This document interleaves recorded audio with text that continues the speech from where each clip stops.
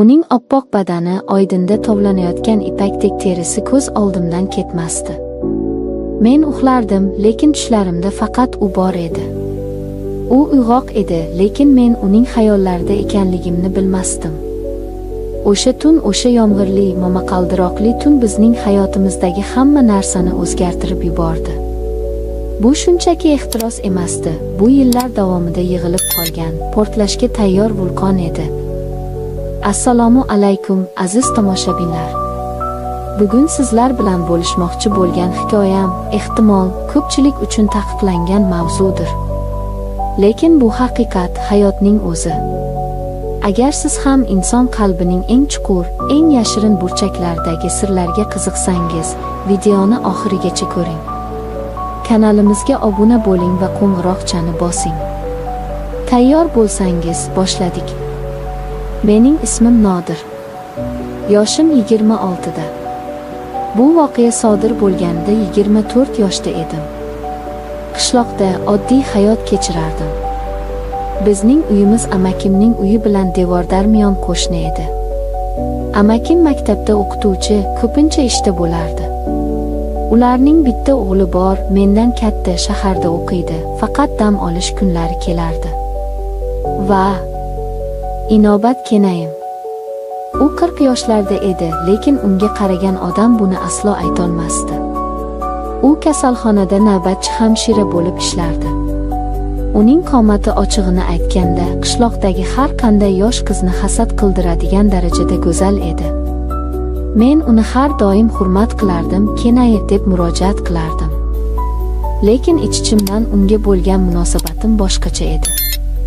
Uning har bir harakati, kulgusi, hatto oddiygina yurishi ham meni o'zimga tortardi. Bu shunchaki jinsiy istak emas, balki qandaydir tushuniksiz, o'smirlikdan qolgan bir hayrat va ehtiros edi. Bir kuni ertalab odatdagidek ularnikiga bir yumush bilan kirdim. Eshik ochiq edi. Har doim chaqirib kirardim, lekin bu safar negadir indamay kiraverdim. Dahlizdan o'tib, yotoqxona eshigini ochdim va qotib qoldim. Kenayim ishga kiyinayotgan ekan. Uning egnida faqat oppoq, nafis ich kiyim bor edi. Uning silliq yelkalari, ingichka beli va to'lishgan dumbalari ertalabki quyosh nurida shunday jozibali ko'rinar ediki, men ko'zlarimni uzolmadim. U meni ko'rib cho'chib tushdi. "Voy, Nodir!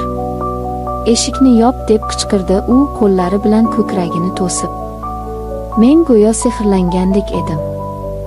"Zo'rg'a, uzr, Kenay" deb g'o'ldiradim va eshikni yopib, shosha-pisha chiqib ketdim. O'sha kundan keyin hayotim o'zgardi. Kenayimning o'sha holatdagi tasviri ko'z o'ngimdan ketmasdi. Kechalari uxlay olmasdim. Tushlarimda uning oppoq badanini silardim, uning hidini his qilardim. Men o'zimdan uyalardim, lekin bu istakni jilovlay olmasdim. Har safar uni ko'rganimda yuzim qizarib, tezroq ko'zdan yo'qolishga harakat qilardim. May oyi edi. Havo iliq, bahorning mast qiluvchi hidi dimoqqa urilardi. Bir kuni kechqurun amakim qo'ng'iroq qildi. "Nodir, jiyan, Kenaying tungi navbatchilikdan kelib, charchab uxlab qolibdi. Mollarga o't-hashak tashlab yubor, men maktabda ushlanib qoldim, kechroq boraman", dedi u yuragim duk etib urdi. "Xo'p, amaki, xavotir olmang", dedim ovozim titrab ketmasligiga harakat qilib. Bu taqdirning menga bergan imkoniyati edi. Uyda hech kim yo'q. Faqat men va uxlab yotgan go'zal Kenayim. Amakimning ishlarini tezda bitirdim. Quyosh botib, qosh qorayib qolgandi. Men sekin uyga kirdim. "Kenay" deb chaqirdim, ovozim biroz bo'g'iq chiqdi. Javob yo'q. Yana bir bor chaqirdim. Sukunat. Yuragim ko'krak qafasimni yorib chiqayozdi. Oyoqlarim o'z-o'zidan yotoqxona tomon boshladi. Eshikni asta ochdim. U uxlab yotardi. Ishdan kelgan kiyimida, charchoqdan karavotga yuztuban yiqilgancha uxlab qolgan edi. Tizzasidan biroz yuqorida turgan yubkasi, oppoq koftasi. Uning tinch, bir maromda nafas olishi xonadagi sukunatni buzardi. Men uning yoniga keldim. Uning sochlari yostiqqa yoyilib yotardi. Men uning yoniga o'tirdim. Qo'llarim titrardi. Uning yuziga tushgan sochini sekin ko'tardim. Uning terisi shunday silliq, shunday issiq ediki. Men engashib uning yuzidan o'pdim. Ohista, xuddi kapalak qanoti tekkandek. U qimirlamadi. Bu mening jur'atimni oshirdi. Men uning yubkasini sekin yuqoriga ko'tara boshladim. Uning oppoq, silliq oyoqlari keyin esa oppoq tursigi ko'rindi. Mening nafsim bo'g'zimga tiqildi. Men uning sonlarini silay boshladim. Qo'llarim yuqorilab bordi. Uning terisi mening qo'llarim ostida biroz titragandek bo'ldi, lekin u uyg'onmadi. Men uning tursigi ustidan o'pdim. Uning o'ziga xos ayollik hidi meni mast qilardi. Men o'zimni to'xtata olmasdim. Bu shunchaki shahvat emasdi, bu yillar davomida yig'ilgan hayrat, ehtiros va balki sevgi edi. Men uning tursigini sekin pastga tushirdim. Uning eng mahram joyi ko'zlarimga ochildi. Men engashib tilim bilan u yerni erkalay boshladim. Men go'yo chanqagan sayohatchi edim va bu mening bulog'im edi. Men uning tanasining har bir nuqtasini o'pib silab chiqdim. Uning maykasini ko'tardim, lifchigini yechdim. Uning oppoq, to'lishgan ko'kraklarini qo'llarim bilan ushladim, uchlarini tishladim. Mening ehtirosim shu qadar kuchli ediki, men tezda o'zimni yo'qotib qo'ydim va bo'shandim. Tursigining ustiga. Men biroz uyaldim, lekin bu hissiyot to'lqinini to'xtata olmasdim. Men biroz tinchlandim, lekin nafsim hali qonmagan edi. Men o'rnimdan turdim, shimimni yechdim. Mening asbobim toshdek qotib turgandi. Men yana uning ustiga engashdim, uni o'zimga tortdim.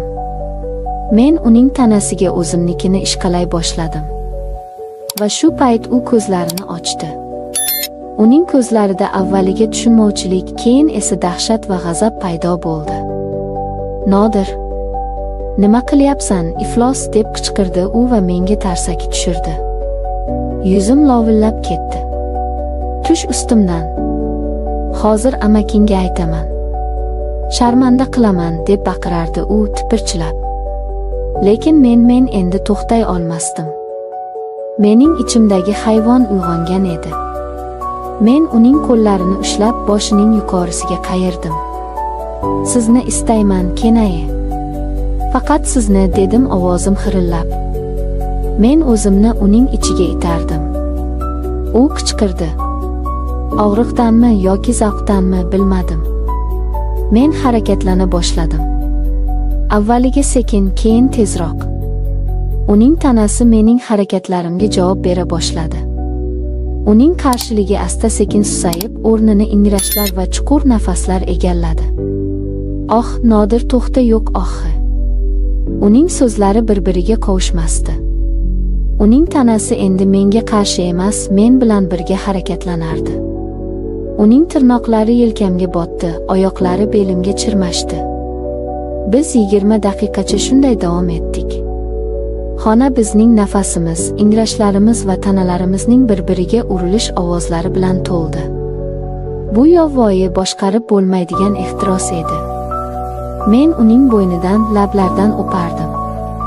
"Siz go'zalsiz, siz ajoyibsiz", deb pichirlardim.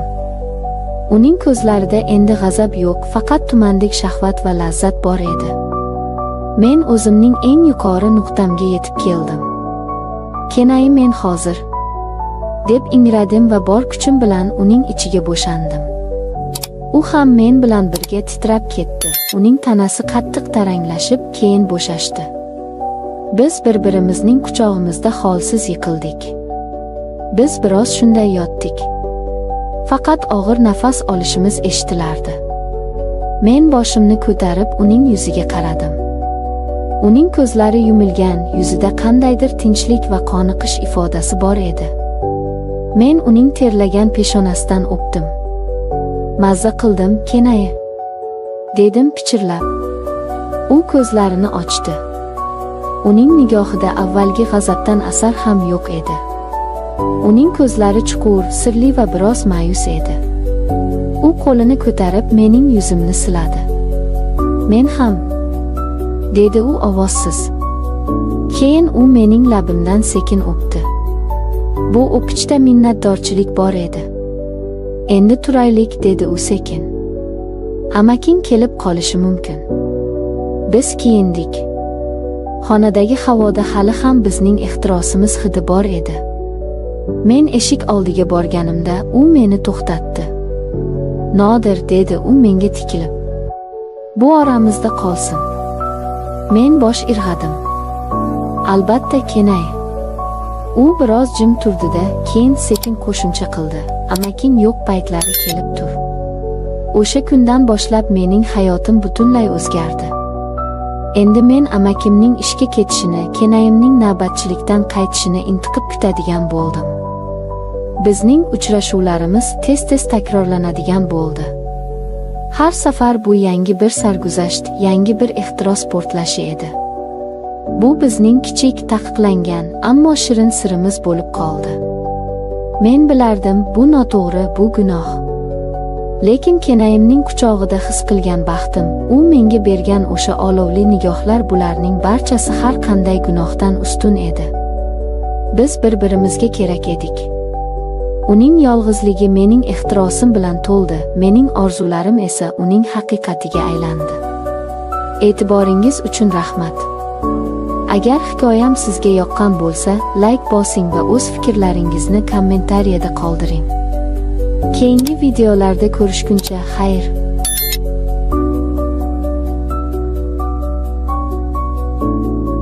O'sha kecha darvozani ochmasligim kerak edi.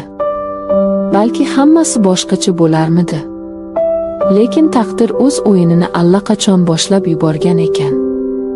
Erimning do'sti deb bilgan insonim bir kun kelib mening eng yaqin sirdoshimga, mening gunohimga va yashirin baxtimga aylanishini tushunmagan ekanman. U mening bilagimdan tutganda qo'rquv bilan birga vujudimda g'alati titroq uyg'ondi. Bu nafrat emasdi. Bu yillar davomida uxlab yotgan ayollik hislarining uyg'onishi edi. Bugun men sizga o'z xiyonatim, qo'rquvim va erim bera olmagan olovli mehr haqida aytib beraman. Assalomu alaykum, aziz sirdoshlar. Momoni hikoyalari kanaliga xush kelibsiz. Bugungi hikoyamiz ko'pchilik uchun og'riqli, balki kimlar uchundir tanish bo'lgan mavzu, xiyonat va ehtiros haqida. Bu voqea real hayotdan olingan. Agar siz ham inson qalbining yashirin burchaklaridagi sirlarga qiziqsangiz, videoga like bosing va kanalimizga obuna bo'ling. Biz boshladik. Mening ismim Sabina. 2 yil oldin bo'lib o'tgan bu voqealar hali ham ko'z o'ngimda kechagidek turibdi. Men oddiy ayolman, 2 farzandning onasiman. Tashqaridan qaraganda hayotim havas qilgudek, erim bor, bolalarim sog'lom, uy-joyimiz joyida. Lekin ayol kishining ichki dunyosi faqat ko'rinadigan narsalardan iborat emas ekan. Erim. U yomon inson emas. Mehnatkash oilam deydi. Lekin oxirgi paytlarda o'rtamizda qandaydir sovuqlik, masofa paydo bo'lgandi. U doim ish, tashvish, pul topish ilinjida. Meni ayol sifatida, nozik xilqat sifatida ko'rmay qo'ygandek edi. Suhbatlarimiz faqat ro'zg'or va bolalar haqida bo'lib qolgandi. Erimning bir yaqin do'sti bor edi. Ismi Jasur, ismlar o'zgartirilgan. U biznikiga tez-tez kelib turardi. Bo'ydoq, uylanmagan, kelishgan va ko'zlari doim kulib turadigan yigit. Erim bilan choyxonalarda o'tirishar, ba'zan uyimizda mehmon bo'lishardi. Men unga shunchaki erimning do'sti, uka qatori qarardim. Hech qachon xayolimga yomon fikr kelmagan. Lekin o'sha kuni hammasi o'sha kuni o'zgardi. Kechki payt edi. Erim uyda yo'q, qayergadir chiqib ketgandi. Darvoza qattiq taqilladi. Chiqib qarasam, Jasur. Uning holati g'alati edi. Ko'zlari qizargan, og'zidan spirtli ichimlik hidi kelib turardi. U mast edi. Akam qanilar deb so'radi u chayqalib.